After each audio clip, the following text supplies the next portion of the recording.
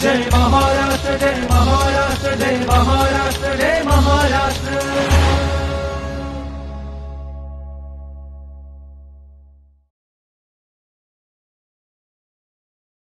मंडळी नमस्कार. माहिती व जनसंपर्क महासंचालनालयाच्या जय महाराष्ट्र या कार्यक्रमामध्ये मी शिवानी जोशी आपल्या सर्वांचं मनापासून स्वागत करते. मंडळी, डिसेंबर महिन्यामध्ये राज्य मंत्रिमंडळाचा विस्तार झाला आणि माननीय मुख्यमंत्री देवेंद्र फडणवीसजी यांच्या मार्गदर्शनाखाली राज्यामधलं कामकाज सुरू झालं. माननीय मुख्यमंत्री महोदयांनी सर्वात प्रथम सर्व विभागांच्या कार्याचा आढावा घेतला आणि संबंधित विभागांना त्या अनुषंगानं सूचना केल्या. यामध्ये 100 दिवसांच्या अंमलबजावणीच्या अनुषंगानं फलोत्पादन विभागानं त्यांची काय रूपरेषा आखली आहे आणि त्याची अंमलबजावणी कशी काय होत आहे हे जाणून घेण्यासाठी आज आपण जय महाराष्ट्र या कार्यक्रमामध्ये निमंत्रित केलंय फलोत्पादन विभागाचे संचालक डॉक्टर कैलास मोते सर यांना. नमस्कार डॉक्टर, आपल्या कार्यक्रमामध्ये स्वागत. नमस्कार. आत्ता मी म्हटलं तसं सर, 100 दिवसांची अंमलबजावणी हे खूप मोठा कार्यक्रम आखलेला आहे राज्य शासनाने सगळ्या विभागांसाठी. तर फलोत्पादन विभागाने नेमकी या 100 दिवसांची आखणी कशी काय केली आहे? याच्यामध्ये डिसेंबरमध्ये मंत्रिमंडळाचा विस्तार झाल्यानंतर आपल्या राज्याचे सन्माननीय मुख्यमंत्री महोदयांनी सर्वच विभागाचा आढावा घेतलेला आहे आणि ज्या अतिशय महत्त्वाकांक्षी असे प्रकल्प आहेत त्यासाठी त्यांनी 100 दिवसाच्या कालावधीत पूर्ण करण्यासाठी काही निर्देश दिलेले आहेत आणि त्याची अंमलबजावणी जेव्हापासून शासनाचे आदेश आलेले आहेत त्यापासून अतिशय युद्धपातळीवर आम्ही सुरू केलेली आहे. आमचा जो फलोत्पादन विभाग आहे त्याच्यामध्ये आपल्याला विभागाचं नावातच सर्व आलं आहे की हॉर्टिकल्चरसाठी लागणार जे काही फळपीक आहेत त्यांचं क्षेत्रविस्तार असेल, त्या प्रक्रियेसाठी इन्फ्रास्ट्रक्चर क्रिएट करणे असेल, या दोघांचे उत्पादन वाढवण्यासाठी ड्रीप इरिगेशन असेल किंवा कीड रोगांपासून या फळपिकांच्या संरक्षण व्हावं म्हणून एक हॉटशॉप प्रोजेक्ट अशा स्वरूपाचे प्रोजेक्ट आम्ही ऑलरेडी राबवत होतो. परंतु मुख्यमंत्री महोदयाच्या निर्देशानुसार आम्ही काही टार्गेट्स आमच्यासाठी सेट केलेले आहेत की आपण पाहतोय की देशामध्ये जर प्रधानमंत्री महोदय म्हणताय की आपल्याला शेतीचे उत्पन्न दुप्पट करायचे आहे, तर शेतीचे उत्पन्न दुप्पट करण्यासाठी पीक पद्धतीत बदल ही तर आवश्यकच बाब आहे आणि त्यात हॉर्टिकल्चर खाली जर समजा आपण सुरुवात केली शेतकऱ्यांनी आणि त्या फळ पिकाला जर सूक्ष्म सिंचनाचा जोड दिली तर निश्चितपणे आपण शेतकऱ्यांसाठी अतिशय उपयुक्त असं म्हणजे महत्त्वाचं टूल्स आपण त्या पिकासाठी वापरून उत्पादन वाढण्यासाठी खूप सपोर्ट होणार आहे. आणि म्हणून मुख्यमंत्री महोदयांच्या निर्देशानुसार आम्ही आमच्या विभागाने असं ठरवलेलं आहे की आम्ही जे काही सूक्ष्म सिंचनाखालचं जे क्षेत्र आहे की दरवर्षी एक साधारणपणे आम्ही 2 लाख हेक्टरचं टार्गेट करतो. तर यावर्षी काही पिरियड गेलेला आहे, काही कार्यक्रम ऑलरेडी आम्ही राबवलेला आहे, परंतु उर्वरित 100 दिवसाच्या कालावधीमध्ये एक साधारणपणे 1,70,000 हेक्टर शेतकऱ्यांना एक जवळपास 716 कोटीची अमाऊंट आम्ही निर्धारित केलेली आहे. तेवढी रक्कम आम्ही शेतकऱ्यांना आम्ही डिस्ट्रीब्यूट करणार आहोत जेणेकरून तेवढं क्षेत्र सूक्ष्म सिंचनाखाली येईल आणि पाण्याचे देखील कार्यक्षम वापर होईल आणि उत्पादकता वाढण्यासाठी देखील आपल्याला सपोर्ट होणार आहे. आणि हे करत असताना दुसरा अजून एक उपक्रम आम्ही याच्यात घेतलेला आहे की 100 दिवसाच्या कार्यक्रमामध्ये आम्ही अख्ख्या देशाला एक दिशादर्शक कार्यवाही आमच्या फलोत्पादनावर सुरू केलेल्या आहे की आम्ही रोजगार हमी योजनेतून फळबाग लागवड ही नवीन कन्सेप्ट म्हणजे तसं पाहिलं तर आपल्या देशामध्ये काही ठराविक राज्य आहेत की जे अनुकरण करत आहेत आणि आपलं राज्य मागच्या एक साधारणपणे 4 वर्षाची आपण हिस्ट्री काढली तर सरासरी आम्ही 40,000 हेक्टरची लागवड रोजगार हमीतून करतो आणि त्याच्यामुळे एक ॲसेट पण क्रिएट होते आणि शेतकऱ्यांना रोजगार पण देखील मिळतो आहे. आणि मध्यंतरी अशी कन्सेप्ट होती की शेतकरी जे हॉर्टिकल्चर पिकं घेत आहेत त्यांना लेबर स्वरूपात काहीतरी मदत करता आली पाहिजे आणि म्हणून आपण या लागवडीसाठी जो सहभाग घेईल त्यांना मजूर स्वरूपात त्यांच्याच कुटुंबातल्या सदस्यांना जो काम करतोय त्यांना आपण रोजगार देतोय आणि लागवडीसाठी जे लागणारं साहित्य असेल, समजा कलमं असतील, बाकी खत असेल, पीक संरक्षणासाठी लागणारे औषध असतील, हे सगळं आपण या योजनेतून मोफत देत असतो. पण या 100 दिवसामध्ये आम्ही या वर्षाचं एक साधारणपणे 60,000 हेक्टरचं आमचं टार्गेट आम्ही निश्चित केलेलं होतं.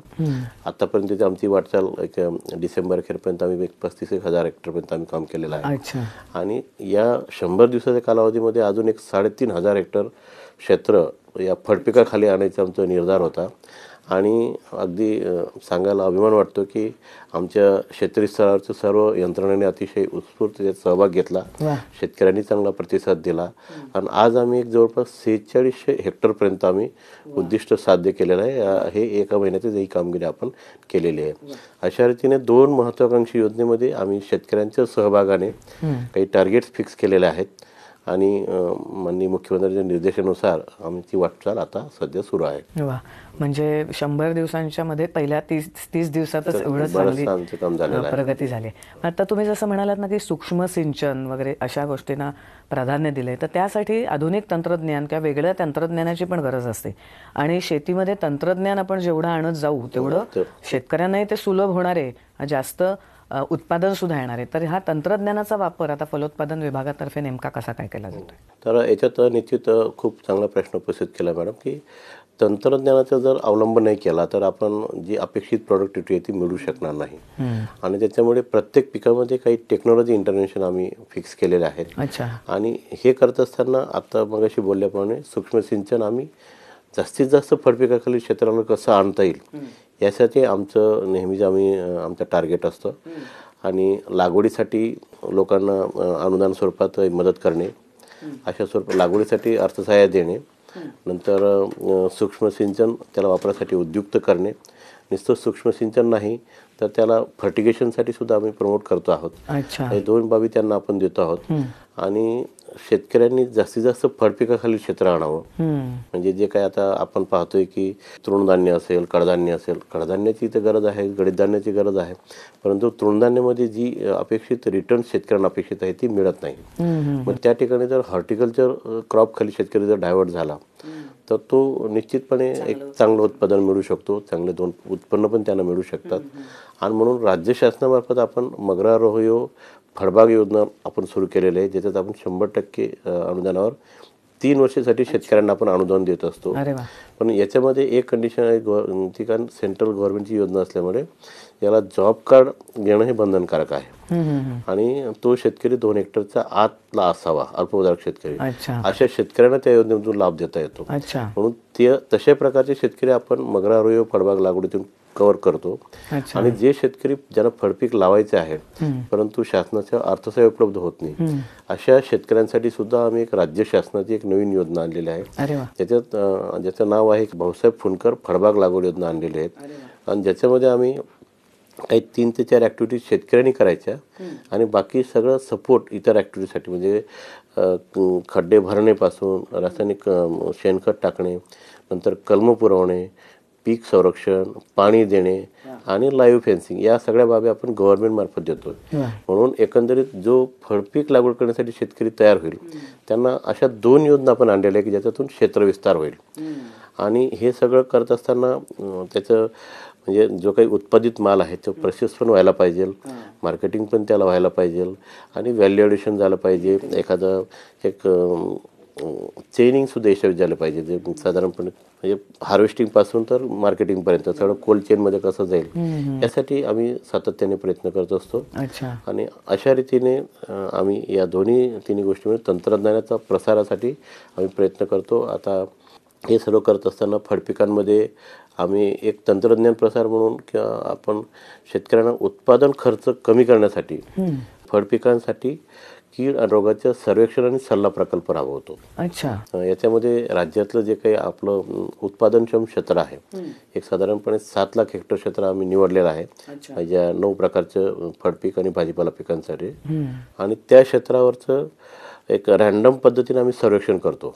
शेतकरी निवडतो, शेतकऱ्यांचं निवडल्यानंतर त्या शेतकऱ्यांच्या शेतातलं झाडं निवडतो आणि त्याचं दर आठवड्याला आमचे कृषी सहाय्यक, कृषी पर्यवेक्षक हे वाचणे घेतात प्रत्यक्ष प्लॉटवर जाऊन. आणि त्या ठिकाणी कोणत्या प्रकारच्या किडी आणि रोगाचं किती प्रमाणात उद्रेक झालेला आहे किंवा किती नुकसानकारक पातळी ते कितपत लेवलला गाठलेले, अशा स्वरूपाचा डेटा आम्ही प्रत्येक त्या प्लॉटचं सर्वेक्षण करून घेतो.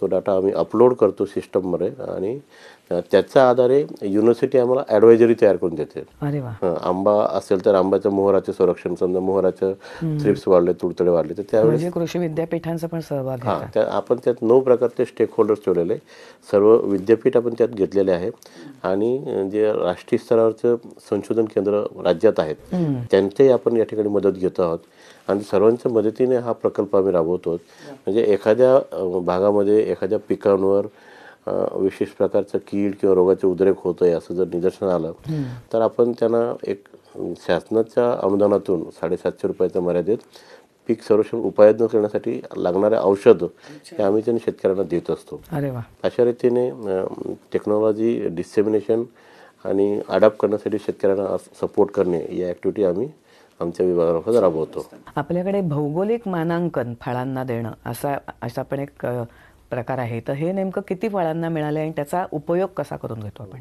आपण जर पाहिलं देशामध्ये जवळपास 36 पिकांना मिळालेलं आहे. अच्छा. आपल्या राज्यातील 36 पिकांना, आपल्या राज्यातल्या 36 पिकांना भौगोलिक मानांकन मिळालेलं आहे. त्यापैकी 26 पिकं असे की जे फळपीक आहेत. 30 मधली 26 फळपीक. फळपीक आहेत म्हणजे अतिशय जमेचे अख्ख्या देशात असं भूषणावं अशी कामगिरी या ठिकाणी झालेली आहे. बरोबर. आणि या ठिकाणी आम्ही GI ज्या ठिकाणी एखादा प्रॉडक्ट्स आहे की ज्याला विशिष्ट प्रकारचे गुणधर्म आहेत, समजा आपण उदाहरण घेतलं, आता समजा जळगावची वांग्याचे भरीत, तशा प्रकारचं भरीत वांग्याचे उत्पादन इतर ठिकाणी होत नाही, पर्टिक्युलरली त्याच लोकेशनला होतं. अच्छा. आणि म्हणून आपण अशा वांग्याला भौगोलिक मानांकन मिळवलेलं आहे. द्राक्षामध्ये मिळवलेलं आहे, काजूमध्ये मिळवलेलं आहे, हळदमध्ये मिळवलेलं आहे. अरे वा. आणि असे ऑलमोस्ट सर्वच पिकामध्ये, डाळिंबामध्ये आपण सोलापूरचं डाळिंब म्हणून त्याला सुद्धा मिळालेलं आहे. आंब्यामध्ये आपलं पूर्ण कोकण बेल्टसाठी आपण भौगोलिक मानांकन आहे. म्हणजे ऑलमोस्ट सर्वच पिकांसाठी आपण भौगोलिक मानांकन मिळवलेले.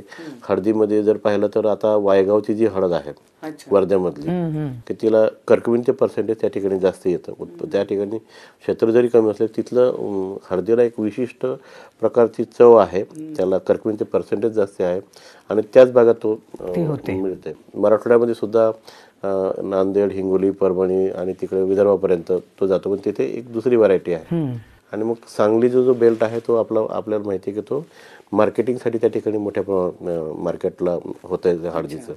अशा रीतीने हळदीमध्ये आपण वायगाव हळद असेल, नंतर वसमती हळद असेल आणि सांगलीचं, तिघा प्रकारच्या वेगवेगळ्या उत्पादनांना आपण त्या ठिकाणी मानांकन मिळालेलं आहे. आणि ह्या मानांकनाचा फायदा घेऊन आमच्या शेतकरी बांधवांनी त्या ब्रँड खाली तो मार्केटिंग करावा. अच्छा. यासाठी सुद्धा आपण प्रयत्न करत असतो. भौगोलिक मानांकन मिळालेल्या पिकांसाठी त्यांना मार्केटिंगचं त्या ब्रँड खाली विकता यावं म्हणून आम्ही गव्हर्नमेंटची एक प्रणाली आहे की ज्याच्यात शेतकऱ्यांना अधिकृत वापरकर्ता म्हणून नोंदणी करून घ्यावं लागते चेन्नई ऑफिसमधून. अच्छा. आणि त्यासाठी एक ऑनलाईन एक ॲप्लिकेशन शेतकऱ्यांनी करणं अभिप्रेत आहे.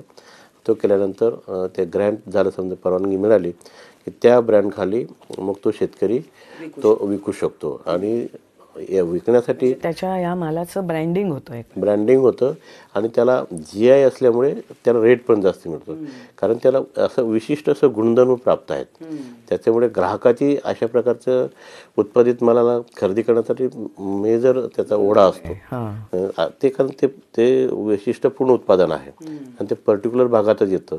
त्या ठिकाणी क्लायमेटिक कंडिशन असेल, सॉईलचा टाईप असेल, या सगळ्यांचा विचार तो त्या ठिकाणी ते उत्पादन आपल्याला मिळतं. त्यामुळे त्याला विशिष्ट गुणधर्म असल्यामुळे अशा प्रॉडक्ट्स जर आपण कस्टमरला त्याचं सगळं कॅरेक्टरिस्टिक समजून सांगून दिलं तर म्हणजे रेट त्याच्यासाठी चांगला रेट शेतकऱ्यांना देऊ शकतो आणि शेतकऱ्यांना उत्पादित मालाला 2 पैसे जास्त मिळू शकतात. बरोबर आहे. मग एकूण राज्यातल्या फलोत्पादनाच्या म्हणजे फळांच्या उत्पादन वाढीसाठी आपल्या विभागाकडनं काय योजना राबवल्या जातात? पर्टिक्युलरली उत्पादन वाढीसाठी तर एक तर पीक संरक्षण हा सर्वात महत्त्वाचा घटक आहे. तो मी आत्ताच तुम्हाला बोललो की आम्ही हॉटशॉप प्रोजेक्ट म्हणजे पिकावरील कीड रोग सर्वेक्षण सल्ला प्रकल्प आम्ही राबवतो आहोत. त्याच्या व्यतिरिक्त आम्ही त्याच्यातूनच मोठ्या प्रमाणात ॲडवायझरी आम्ही शेतकऱ्यांना देत असतो आणि शेतकरी ते ॲडवायझरी अडॉप्ट करून ते इम्प्लिमेंट पण करत असतं. पण दुसरं जे इम्पॉर्टंट टूल आहे तो म्हणजे सूक्ष्म सिंचन. आणि आपण मोठ्या प्रमाणात शेतकऱ्यांना ठिबक सिंचनासाठी लाभ देतो आहोत.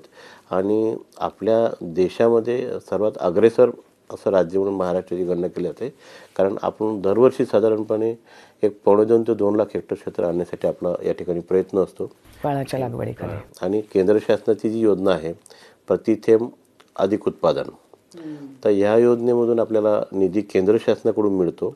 त्यात 60% केंद्र शासन देते, 40% आपण राज्य टाकतो आणि 100% अनुदान मिळाल्यानंतर मोठ्या शेतकऱ्यांना 45%, अच्छा. लहान शेतकऱ्यांना 55%, अशा स्वरूपात आपण अनुदान देऊन शेतकऱ्यांना या ठिकाणी प्रोत्साहित करत असतो. सर, आता तुम्ही म्हणालात प्रोत्साहन, त्यावरूनच मला आठवलं की नेमक्या राज्य शासन फलोत्पादक शेतकऱ्यांसाठी कोणत्या प्रोत्साहनपर योजना किंवा अनुदान देतं याविषयी सांगाल का? याच्यामध्ये एक तर क्षेत्रविस्तारात सर्वात महत्त्वाचं आहे. त्यासाठी 2 योजना आपण ऑलरेडी राबवतोच आहोत. अच्छा. राज्य शासनाची आणि केंद्र शासनाची मगर आरोही फळबाग लागवड. अच्छा. त्याच्यानंतर हा हॉटशॉप प्रकल्प आपण राबवत आहोत. त्याच्यानंतर पाण्याचा कार्यक्षम वापर व्हावा आणि प्रत्येक झाडाला पाणी सिजनली मिळावं म्हणून सूक्ष्म सिंचन योजना आपण राबवत आहोत.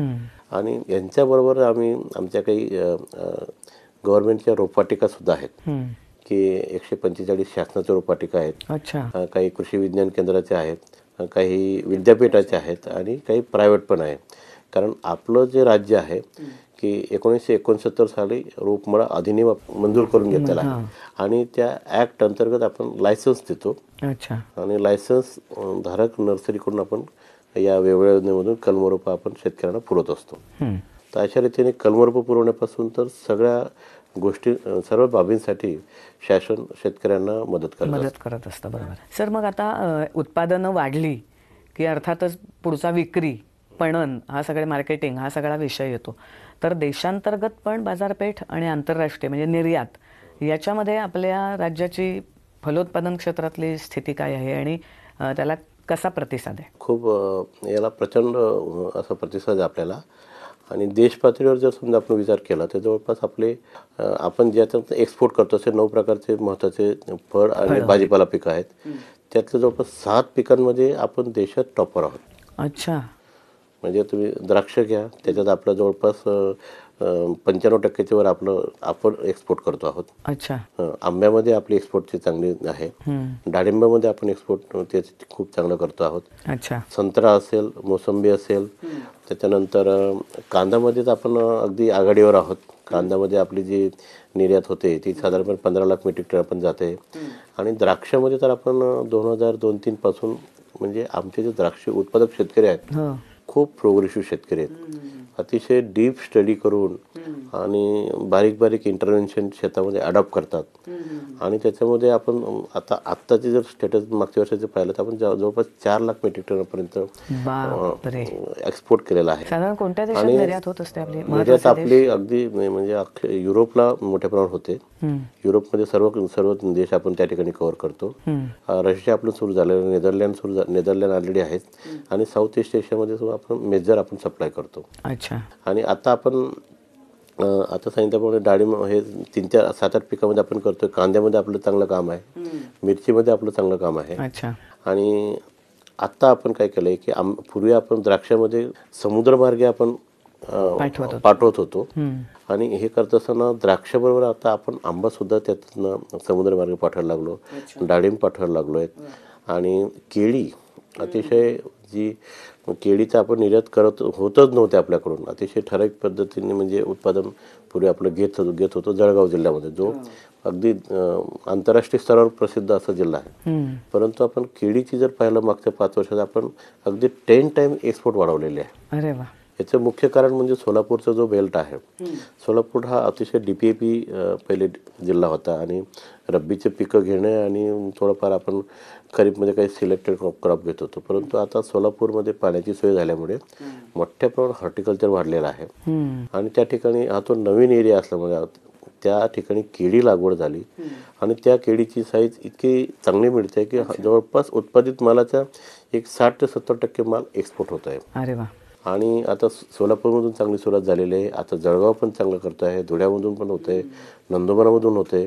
आणि केळीला आपण आता दोन्ही मार्गाने बाय एअर आणि बाय सी दोन्ही पण आपण एक्सपोर्ट करायला लागलेलो आहे.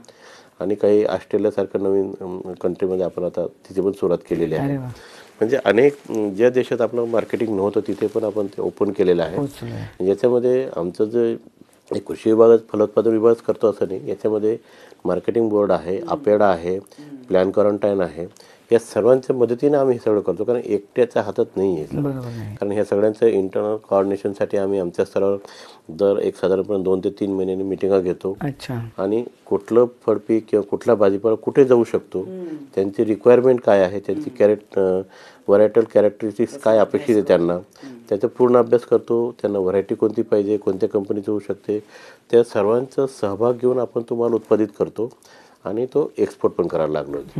अतिशय म्हणजे देश पातळीवर महाराष्ट्र एक म्हणजे प्रोग्रेसिव्ह स्टेट म्हणून ओळखलं जातं, हॉर्टिकल्चर स्टेट म्हणून आता ओळखायला लागलेलं आहे. आणि एक साधारणपणे 20 ते 22,000 कोटीचं परकी चलन या फलोत्पादन पिकामधून आपण राज्याला मिळवून देतो आहेत. आणि याच्यात सिंहाचा वाटा आमच्या शेतकरी बांधवांचाच आहे, कारण अतिशय खूप क्रिटिकल पद्धतीने त्याचा अभ्यास करून, पॅकेज ऑफ प्रॅक्टिस स्टडी करून, युनिव्हर्सिटीशी कॉन्टॅक्ट करून, NRC बरोबर कॉन्टॅक्ट करून आणि त्या टेक्नॉलॉजीचे प्रत्यक्ष फील्डवर अडॉप्ट करतायत आणि एक्सपोर्ट क्वालिटीचा माल आता ते उत्पादित करायला लागलेला आहे. आणि आपलं जो शेतकरी आहे, तर द्राक्ष उत्पादक असेल किंवा डाळिंब उत्पादक असेल, हे प्रत्यक्ष आणि केळी असेल, हे शेतकरी आता त्या देशात जायला लागलेत की आपल्या मालाला परदेशात कशी मागणी आहे, ग्राहक कशा पद्धतीने म्हणजे निवड करतोय, त्याचा अभ्यास करून ते लोक आता तो माल उत्पादित करतायत आणि एक्सपोर्ट करतायत. खूप छान पद्धतीने एक अशी साखळी इस्टॅब्लिश झालेली आहे. इम्पोर्टर आपल्या भारतात येतो, राज्यात येतो, आपलं सगळं इंटरव्हेन्शन पाहतो डोळ्यांनी आणि तो प्रोक्यूर करतो आणि घेऊन जातो. त्याच्यामुळे एक्सपोर्टमध्ये तर खूप चांगली वाटचाल राज्याची आहे. याच्यामध्ये एक्सपोर्ट करण्यासाठी आपल्याला अपेडाने एक कार्यप्रणाली निश्चित करून दिली आहे पोर्टलद्वारे. अच्छा. तर त्या प्रणालीतून आपण शेतकऱ्यांची नोंदणी करतो. समजा द्राक्ष उत्पादक असेल तर ग्रेप नेटमध्ये, ओके, आणि व्हेजिटेबलसाठी वेज नेट आहे, नंतर बनाना नेट आहे, अशा प्रोमोग्रेनेट नेट आहे. अशा प्रत्येक क्रॉपसाठी सेपरेट नेट सिस्टम आहे की त्या नेट सिस्टम जर आपण पाहिलं तर किती शेतकरी तशा स्वरूपाचं एक्सपोर्ट ओरिएंटेड माल उत्पादित करू इच्छितात, ते रजिस्टर करतात. मग एक्सपोर्टर त्यांच्याकडे अप्रोच होतो आणि मग त्यांच्या दोघांच्या रेटच्या बाबतीत ठरतं आणि मग तो मालाची क्वालिटी बघून एक्सपोर्टर कुठल्या देशात कुठल्या मार्केटसाठी घेऊन जातो तो ठरवतो. आणि खूप छानपैकी साखळी बसलेली आहे.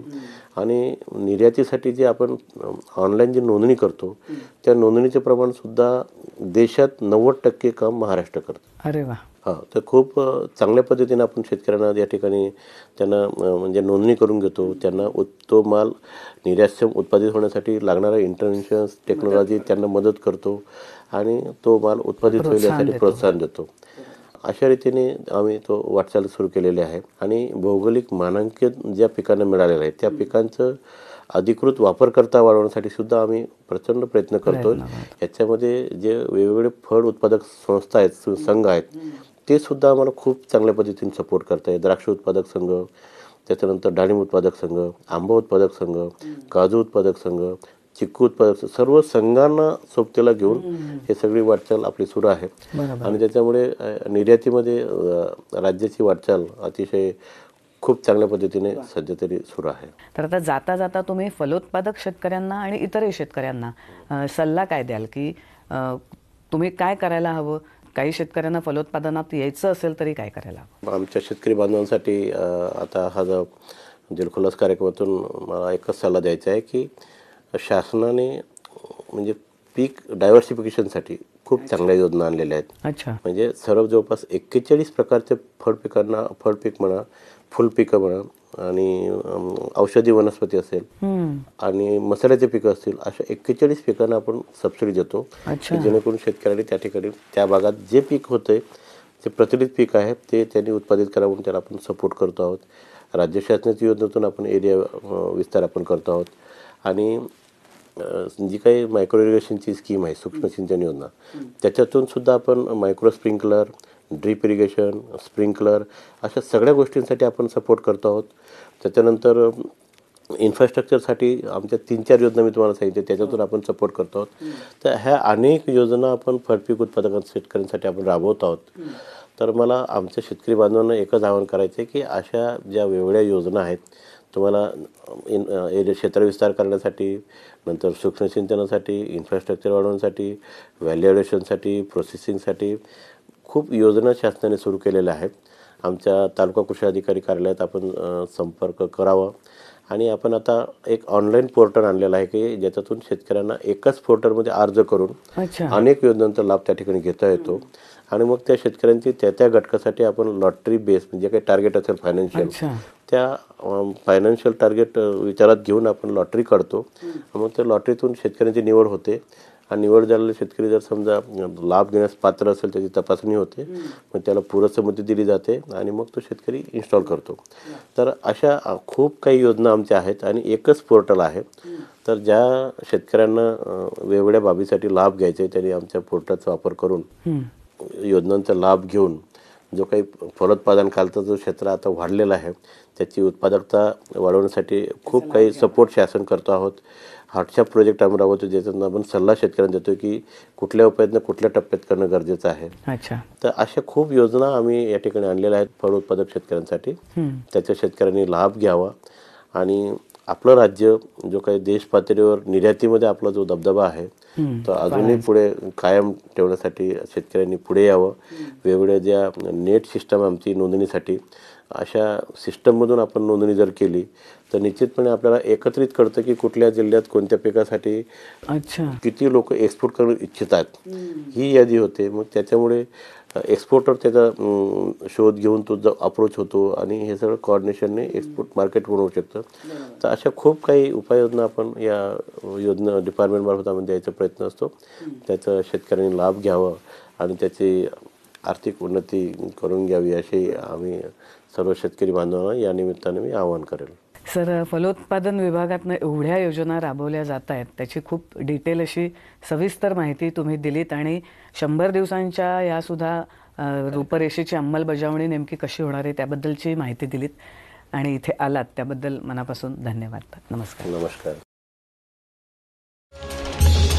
जय महाराष्ट्र जय महाराष्ट्र जय महाराष्ट्र जय महाराष्ट्र.